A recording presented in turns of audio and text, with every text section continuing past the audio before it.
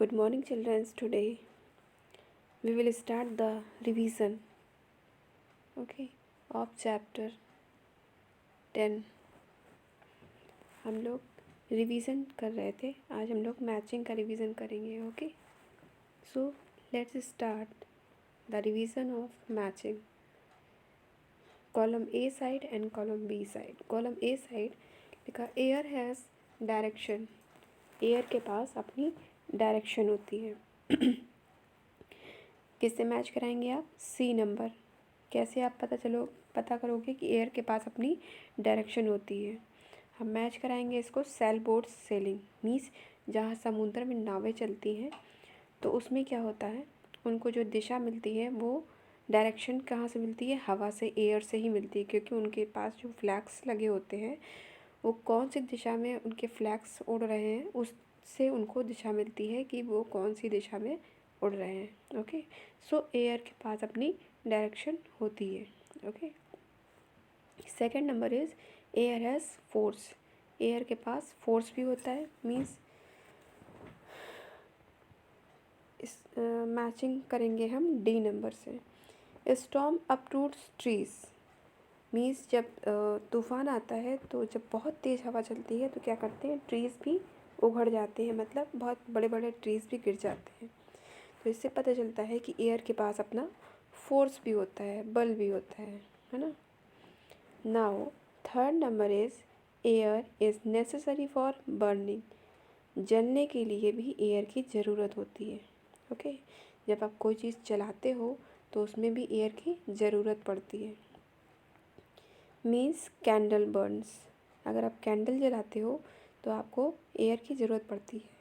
आपको एक एग्ज़ाम्पल बताया गया था कि अगर आप कैंडल जला रहे हो, उसके ऊपर आपने ग्लास रख दिया तो थोड़ी देर बाद आपकी कैंडल क्या होती है, बुझ जाती है. क्योंकि जितनी एयर आप जब उसको टर्न करके रखते हो तो जितनी एयर ग्लास के अंदर होती है उतनी देर तक कैंडल हमारी जलती है. और जैसे ही हमारी एयर ख़त्म हो जाती है तो कैंडल हमारी बुझ जाती है. और जिस कैंडल के ऊपर ग्लास नहीं लगा होता है वो कैंडल जलती रहती है क्योंकि उसको एटमॉस्फेयर से हवा मिलती रहती है. ओके, तो एयर जलने के लिए भी एयर की ज़रूरत होती है. Okay, fourth number air has wait. Air के पास अपना वेट भी होता है,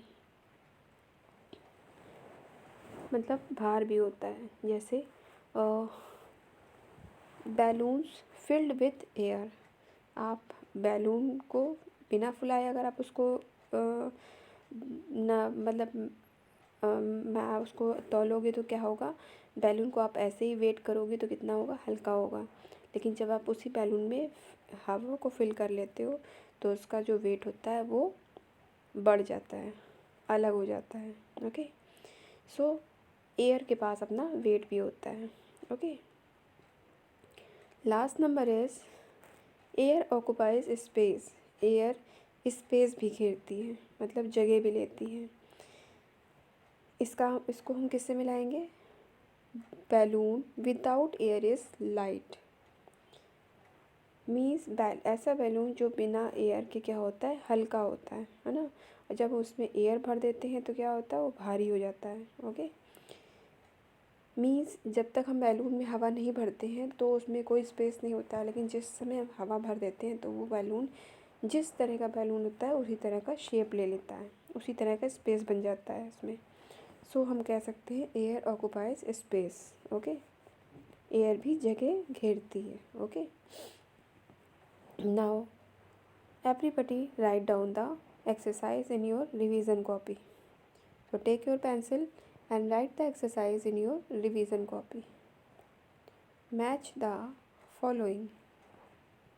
Match the following. Column A. Divide the line between the page. Column A. COLUMN.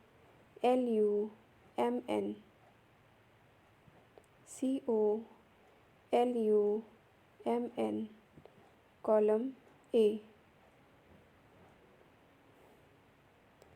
And other side you will write the column B.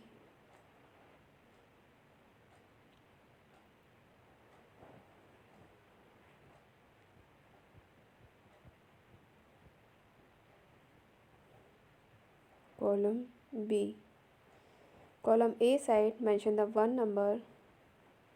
Air has direction. Air has direction.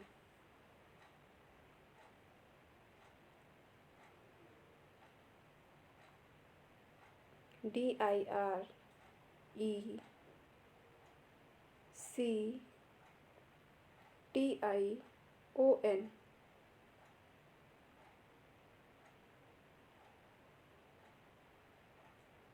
Air has direction. Mention the second number.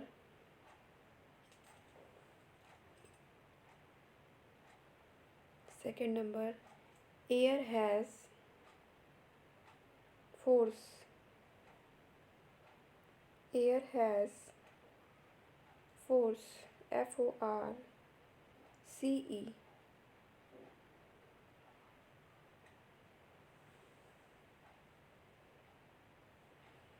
Third number. Air is necessary. Air is necessary. Necessary.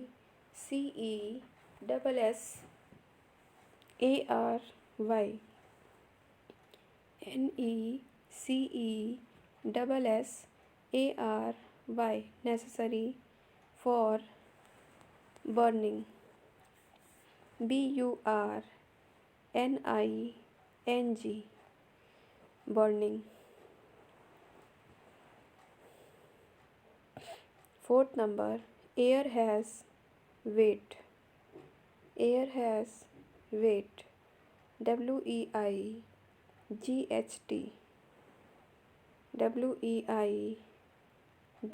Weight. Air has weight.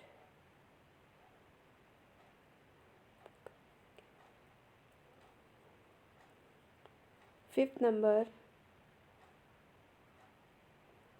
Air occupies space. Air occupies space.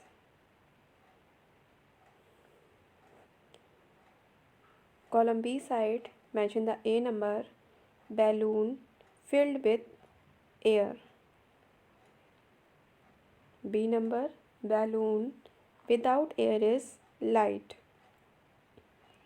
C number. Sailboats sailing.